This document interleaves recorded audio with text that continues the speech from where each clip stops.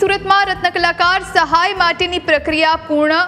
સહાય યોજનામાં ફોર્મ ભરવાની સમય મર્યાદા પૂર્ણ। 55,000થી વધુ રત્ન કલાકારોએ પોતાના બાળકની ફી સહાય માટે ફોર્મ ભર્યા।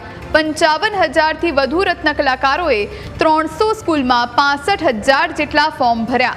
રત્ન કલાકારોએ જિલ્લા ઉદ્યોગ કેન્દ્રમાં ફોર્મ ભરી જમા કરાવ્યા। ભલામણ પત્રો માટે તમામ ફોર્મ સુરત ડાયમંડ એસોસિએશનમાં મોકલવામાં આવશે।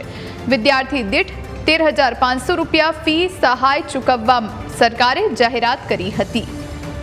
હવે ફોર્મ મુજબ રત્ન કલાકારની નોકરી છૂટી ગઈ, કર્મચારી કંપનીના હતા કે નહીં તે અંગે તપાસ કરાશે।